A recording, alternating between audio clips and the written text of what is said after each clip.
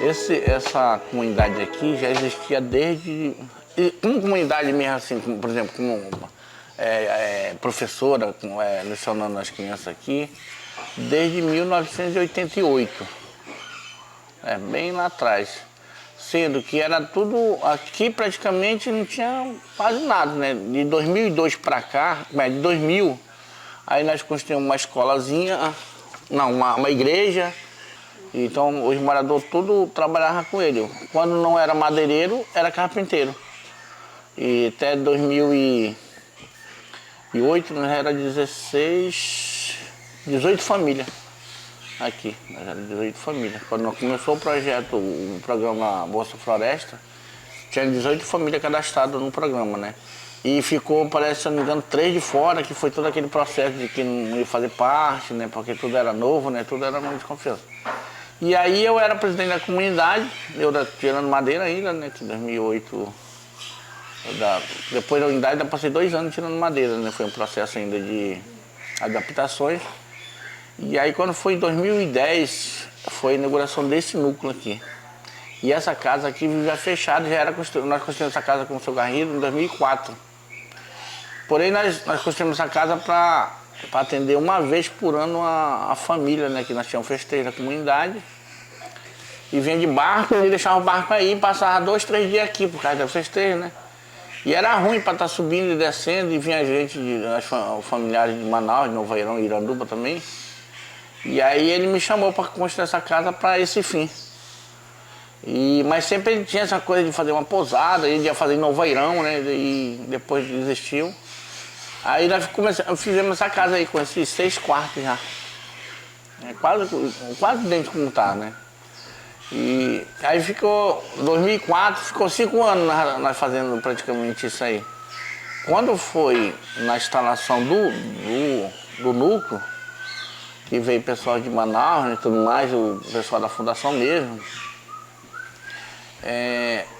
aí como eu era presidente da comunidade, eu tinha que estar todo tempo assim, começou a mudar minha vida porque eu saí do mato e vim pra cá diretamente pra dentro da comunidade, porque querendo ou não eu tinha que estar representando o povo, né? Aí foi os primeiros contatos que eu tive, né, de pessoas de fora ficando hospedados na comunidade, na casa. Aí foi 3 meses de construção e tudo mais, aí em março acabou a construção e o pessoal foi embora. E eu fiquei aqui, né? Empolgada com a construção, tudo, isso aí era coisa que não dava nem para acreditar, né? E era o nosso sonho, isso aí, estava virando realidade demais. E aí a gente ficamos aqui. Aí as coisas foram passando, daí plantou em março, quando foi em junho. Aí o negócio foi apertando, né? Porque nós estávamos com tudo construído na parte de educação, mas precisava de ter renda, né? E aí o professor Vigílio me falou uma vez que veio um pessoal aqui, e alguém falou, pô, meu voo é amanhã de tarde, se eu pudesse eu ia ficar aqui, né? Não ia mais para Manaus, não tem nada para fazer em Manaus. E ele virou para mim, por que tu não trabalha com hospedagem, tu não tem uma casa, é o mais difícil tu já ter uma estrutura, né? E assim, falou assim, aí eu virei para ele, mas professor, eu trabalhar com turismo, eu saí ontem do mato praticamente, né? Não sei nem para onde vai. Não, se você quiser, a gente dá um suporte de tipo assim, umas pequenas oficinas. Aí eu, rapaz, já que a gente está, né, tendo essa mudança toda, a gente vai fazer essa coisa. E aí eu comecei. Em 2010, assim, pouco acreditado que ia funcionar, mas eu acho que atendi uns grupos, e quando foi em 2011, a própria fundação conseguiu arranjar um grupo grande, 9 pessoas, e eu atendi uma semana esse grupo. Aí quando foram embora, aí eu fui no inglês, fui no Saracá, acho que envolveu umas 11 pessoas, entre tudo, cozinheiro e tudo, e me pagaram, e assim, foi um dinheiro assim que eu vi que entrou, assim, olhando para a atividade que eu fazia fácil, sem nem muito esforço físico, e um dinheiro que era muito, sabe, assim, um dinheiro que eu não vi em 3 meses de madeira, assim, trabalhando, eu não tirava um dinheiro daquele que eu tirei numa semana. e dormia com consciência tranquila, comi bem, né? E na época na madeira o cara passava mal pra caramba.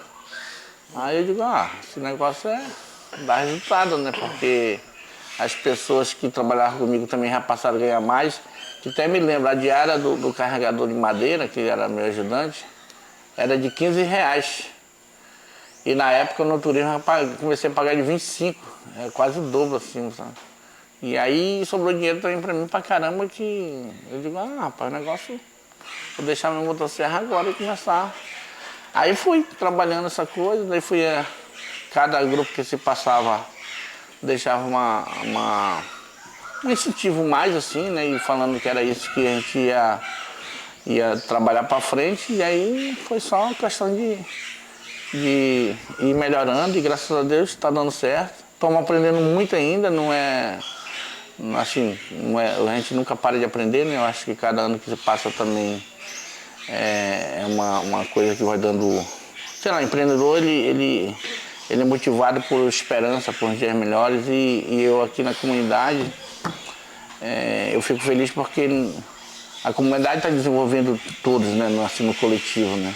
Eu acho que as pessoas que passam aqui, elas despertam muitos olhares dos caboclinhos que se julgavam antes sem ter oportunidade e não saber de nada quase, né? E assim, a autoestima do caboclo era muito baixa, por não ter escolaridade. E o turismo, ele iguala assim, as pessoas assim, no nível de... Todo mundo é doutor aqui, né? Não tem aquela... não vou falar com um cara ali que é advogado, é médico, é coisa, nada. Pensa que não, o cara tá conversando dentro do mato aí, dando aula aí que o professor quase não dá em sala de aula, porque tá vivendo, tá pegando, tá sentindo a natureza ali em contato pelos moradores. Então isso é muito bom, porque acaba fazendo uma divulgação da experiência que a pessoa teve aqui e passando, né, pro resto das pessoas que não têm o acesso aqui. Então isso é legal pra gente, porque a Amazônia está desenvolvendo com as pessoas realmente de dentro das próprias comunidades, né? Não é pessoas que vêm lá de fora e desenvolve as pessoas de dentro da comunidade que está passando esse legado para as pessoas de fora, não é as pessoas que estão passando de fora para dentro. Então isso é muito bom para a gente. E é isso. Rodrigo, o senhor disse que... Roberto, desculpa, o senhor disse que com essa mudança o senhor passou a dormir com a consciência tranquila. Queria que o senhor falasse um pouco como era na época em que o senhor tinha a motosserra. Então, o madeireiro, ele praticamente é um bicho dentro do mato, né? Um bicho que está ali dentro da floresta tentando sobreviver. Então ele não tem muito conhecimento, ele não tem respeito assim de forma amorosa, né? E passa mal, porque ele está ali dentro do mato, ele, apesar de ser um bicho, mas não é o bicho do mato, é nascido e criado ali, né, da natureza dele, né? E a gente não, questão hoje eu noto assim, porque eu assim, tive uma melhoria muito grande, né? Mas eu gostava dessa vida. Era o cara dormia no meio do mato, onde chegava, eu passava a semana toda dentro do mato, né? Porque assim, as madeiras que eu tirava eram duas espécies bem, assim, na época, bem valiosas, e ainda é ainda. Porém, todo ano que se passava ia ficando mais difícil, né? Que era Itaúba e Cumaru. Então, as últimas madeiras que eu tirava, eu entrava 6 horas numa canoa, uma canoa grande, para dentro de Igarapé. Então eu tinha que ficar lá a semana toda para poder fazer a carga dessa canoa e voltar. Porque não dava para mim voltar todo dia, porque senão eu não trabalhava nem 2 horas no dia, né? E aí a gente passava dormindo no meio do mato mesmo, era sacrificoso pra caramba, mas como a gente não conhecia outra coisa, e desde pequeno fazendo isso, por exemplo, meu avô, meu pai e eu, nós somos uma família de 10 irmãos, os 3 mais velhos era o que fazia, eu sou o segundo, né? O Sabá, eu e o Nelson. Ixi, isso aí a gente... Só que assim, como a gente era novo e assim, eu fui uma pessoa que sempre queria vencer na vida com o meu próprio trabalho, assim, esforço, então eu trabalhava muito no mato, né? Novo, cara com 20 e poucos anos dentro do mato com uma motosserra, era o que tinha assim de trabalho duro, mas a gente fazia tranquilo. Mas só que assim, nunca... Madeireiro não tem uma escala assim, sabe? Hoje é 1, 2, 3, não. É todo... Não passa do 1. Todo dia amanhece, o cara derruba a madeira, derruba, não vai fazendo uma construção pro cara ir vendo assim a coisa, né? E aí o conhecimento, assim, como, por exemplo, essa questão de mudanças climáticas era zero. E eu era muito, assim, revoltado com esses órgãos, sabe? Porque muitas das vezes, quando apareciam os órgãos, era para prender o cara, multar. Não tinha, assim, um diálogo, assim, de que, você não pode fazer isso porque é isso. Assim, sabe? Não tinha um termo de educação, sabe? E aí, quanto mais acontecia isso, mais revoltava o cara, mais jogava o cara para ilegalidade, sabe? Então, isso era muito revoltante para mim. Mas, graças a Deus, assim, eu vejo, assim, hoje... As coisas foram mudando porque eu fui tendo resultado positivo, sabe? E como assim, uma pessoa que pensa assim, em melhoria dos filhos, ou até da própria pessoa mesmo, ele nota e diz, pô, então o negócio tá fluindo a meu favor, né? Não é por exemplo, o trabalho da fundação. Muitas das pessoas, quando começou isso aí, as pessoas achavam que era um favor que eles estavam fazendo para nós, né, no caso. O desenvolvimento não era para eles, né? Tem muita gente que pensava assim, mas depois que a gente notamos que as coisas, não, pô, os caras estão trabalhando para a nossa melhoria de vida, melhorar aqui dentro da comunidade. Aí as coisas foram mudando, né? Então, por exemplo, todos os projetos focados na preservação da floresta em pé. E eu tendo resultado, por exemplo, questão de educação, tecnologia, assistência na área, por exemplo, da saúde, em tudo. Eu tendo acesso, todo mundo tendo acesso na comunidade e com a floresta em pé a favor, e jamais o cara vai querer, né, tá derrubando uma árvore para ficar distante desse projeto, uma vez que é melhoria. Então as coisas começaram a mudar nesse sentido aí, entendeu? E para você, assim, qual que é o sentimento? Antes você era uma pessoa que derrubava as árvores e hoje você é aí um protetor da floresta, alguém que mantém aí a Amazônia em pé. Como que é essa sensação? Natália, né? Natasha. Natasha, sempre eu falo assim, eu não sou um ambientalista assim, como que eu digo assim, não faça isso tudo, que isso tudo tá errado. Não sou isso. Só que hoje, por exemplo, hoje a gente sabe usar tudo que está ao nosso redor, tudo que faz parte da natureza a nosso favor, porque está dando resultado. Então, o meu pensamento é assim, é saber usar de forma sustentável realmente para que eu tenha, meu filho tenha, eu tenho uma netinha de 2 meses, né, que vai ficar adulta, vai precisar de tudo isso aí, que ela tenha também. Então, se a gente, por exemplo, eu era madeireiro, derrubava a madeira para mim, né, comprar no meu rancho. Muitas das vezes não dava para comprar nem a metade. Mas depois eu tive a oportunidade de, com essa própria árvore em pé, ganhar dinheiro, né, dar um suporte, assim, uma qualidade de vida para os comunitários através disso aí, e comer o fruto dela todo ano, né? Então várias coisas mudaram, porque não é só... Sei lá, eu faço sempre uma comparação. O madeireiro, ele bota preço nas árvores. Ele chega, essa árvore aqui eu passo um dia, eu ganho R$500. Mas ele mata ali tudo. E ele tá olhando só para quem tá metendo motosserra. E quando ela cai, quem derruba uma porrada ali, faz uma clareira. Quanto mais grossa, mais clareira fica. Então aquela árvore só gera um dia. E com turismo.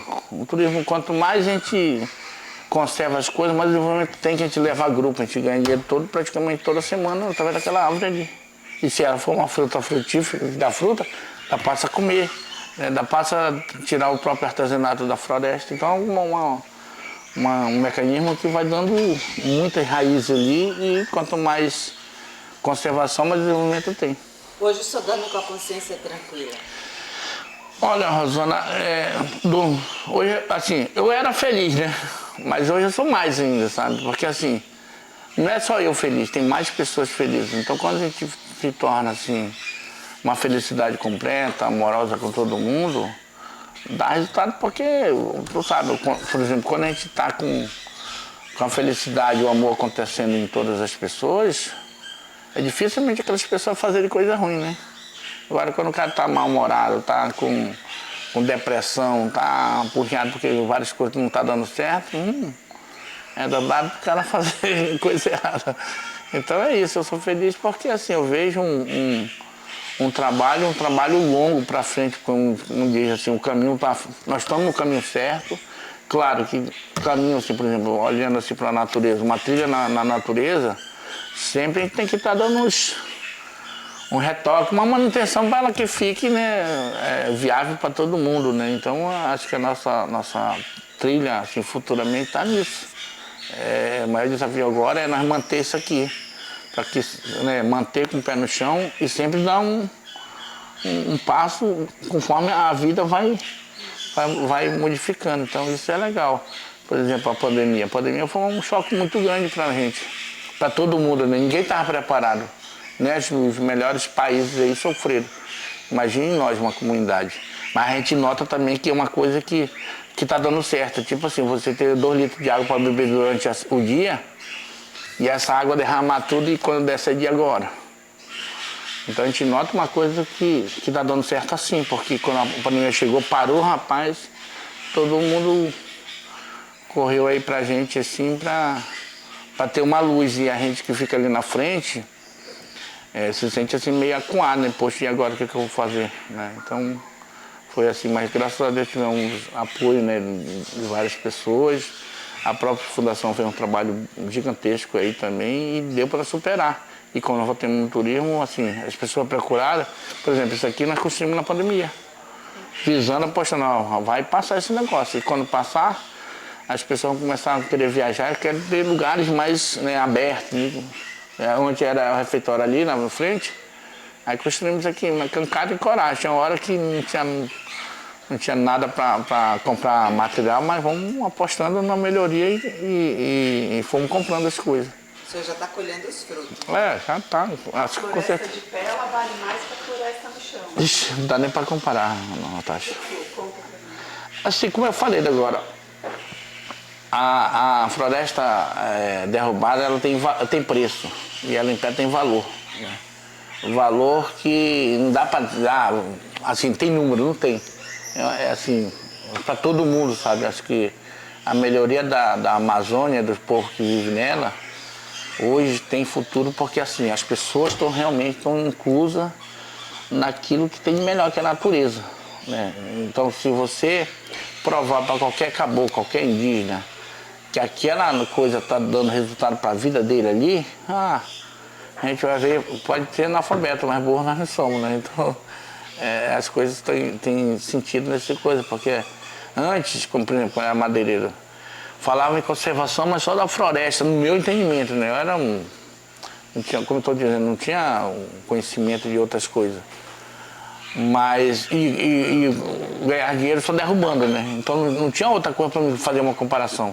Mas da vez que eu tive a oportunidade de ver, colocar mesmo os dois, de onde eu vim e de onde eu estou, não dá para comparar. É uma coisa, graças a Deus, melhor, assim, e a floresta está nos ajudando bastante. Para onde é essa madeira, seu Roberto? Vários, assim, todo o trabalho sem conhecimento, ainda mais assim, trabalho meio clandestino, ele é impressionado por alguém que tem ganância. Que não quer passar conhecimento, que quanto mais mão de obra para ele ter, ele faz questão de tirar. E era o que acontecia com nós. Tinha muito atravessador aqui, que vinha de Manaus com um barco grande e pegava essa madeira e vendia. E o que esses caras traziam? Muitas vezes não usavam nem dinheiro em papel. Trazia combustível, motosserra e rancho. Mas rancho mesmo? Rancho é insumo de alimento. Café, açúcar, coisa, feijão, arroz, tudo. Então, e para nós era o salvador da pátria, pô. Porque era a única coisa que estava tendo para nós no momento. Né? Pô, ainda bem que o fulano chegou aí. Que, né, o carro que não tinha rancho, não tinha combustível, não tinha motosserra. E eles traziam tudo isso. Só que assim, o motosserra, me lembro benzinho. O motosserra tá aqui, um motosserra na caixa. Quanto era? Não, 200 dúzias de tábua. 200 dava 2.400 tábuas, 2.200 peças. Esse era o valor da motosserra. E aí a gente, tá tranquilo. Só que assim, depois que chegou todo esse desenvolvimento, esses conhecimentos, essa valorização, ixi, cara, porra, nós trabalhávamos pra caramba e não tinha nem, né, nós era muito usado. E todas as pessoas que vivem assim, sem conhecimento, tem alguém se dando bem em cima dessas pessoas, mão de obra.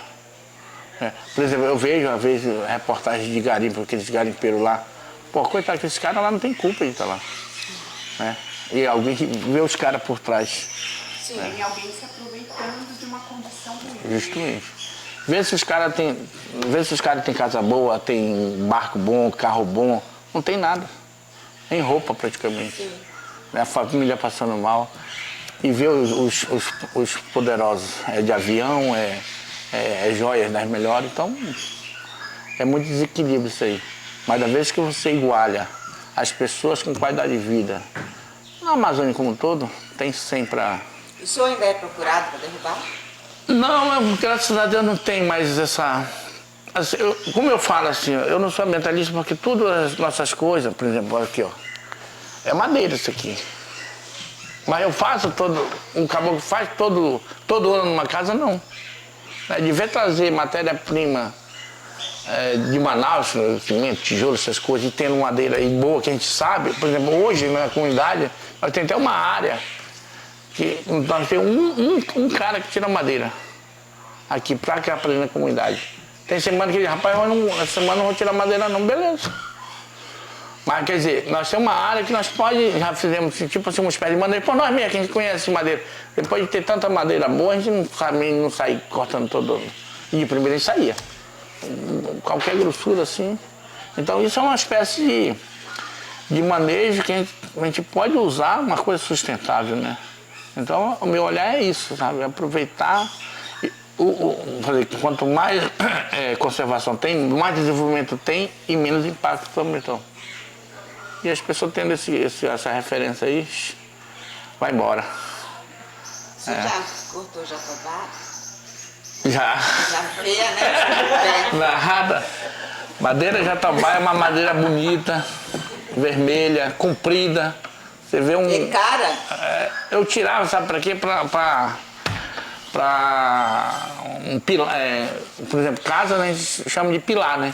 E o barco tem uma quilha no meio que é uma coluna vertebral da gente que sai as cavernas. Então, sim, o jatobá, como era comprido de madeira dura e durabilidade com nagro, aí a gente tirava o jatobá pra... Quer dizer que esses barcos todos que estão por aí tem um jatobá no meio? Quase todos. Jatobá, tajuba, ipê. Mas para móvel também é bom. E todo mundo que tem esse nome é cara de pau. Não, né? Não, tem muitas. Por exemplo, conheci pessoas que sobrenome é Sucupira também, sei lá, Camila Sucupira. Então todas essas madeiras aí. É madeira. É que nós tirávamos tudo. Tem várias espécies de madeira aí que a gente tirava, né? E que tamanho que fica o jatobá? Eu plantei um jatobá em casa. Olha, a média de um jatobá adulto aqui na nossa região, ele vem dar uma média de 50 metros, 55 metros. Porque a nossa floresta é um equilíbrio assim, entre 35 a 40 metros, assim, né? Aí tem algumas árvores que se destacam mais, né? Quando a gente que não tem familiaridade, né, com essa temática que vê uma árvore desse porte caindo, dá uma tristeza assim, profunda. O senhor disse que cresceu nesse ambiente, seu pai, seu avô, então o senhor de repente achava normal ver essa situação. Teve algum momento, depois dessa mudança para o turismo, que o senhor começou a sentir essa compaixão?